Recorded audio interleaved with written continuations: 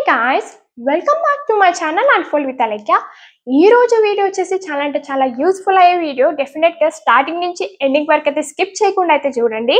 ఈ రోజు వీడియోలో అయితే ఒక చిన్న చేంజెస్ వల్ల ఎంత పెద్ద ఇంపాక్ట్ అయితే వచ్చిందో డెఫినెట్ గా మీకు ఎగ్జాంపుల్స్ లో చూపిస్తున్నాను.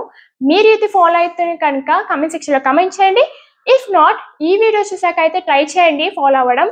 ఇంకెందుకు ఆలస్యం, లెట్స్ గెట్ స్టార్టెడ్.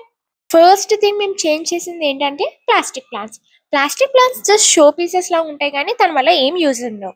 మేము దాని బదులు లైవ్ ప్లాంట్స్ అనేది రిప్లేస్ చేసాం. ఒక గ్లాస్ పిక్కలో వాటర్ అండ్ పెబుల్స్ వేసి డెకార్ చేసి అండ్ దాంట్లో లైవ్ ప్లాంట్స్ అనేది ప్లేస్ చేసాం. Next one, plastic cover.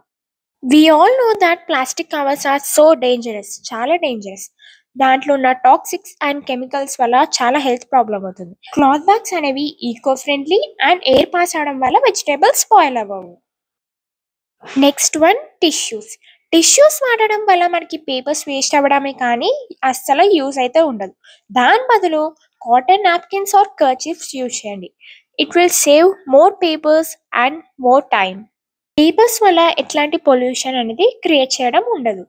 Coming to the next one, plastic comb వల్ల హెయిర్ ఫాలే కానీ మనకి ఎట్లాంటి యూస్ ఉండదు.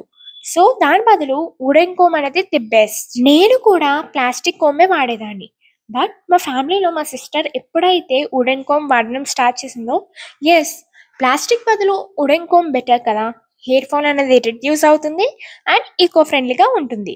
Coming to the next one, plastic bottles వల్ల చాలా అంటే చాలా డేంజరస్ కెమికల్స్ వల్ల హెల్త్ అనేది పాడైపోతుంది. దాని బదులు మనం ఈకో ఫ్రెండ్లీగా స్టీల్ బాటిల్స్ అనేది స్టార్ట్ చేయడం మంచిది. ఇలాంటి ఫంగస్ అనేది పట్టదు, ఈజీ టు క్లీన్ కూడా. ఐ హోప్ మీకు ఈ వీడియో నచ్చినట్టు అనిపిస్తుంది.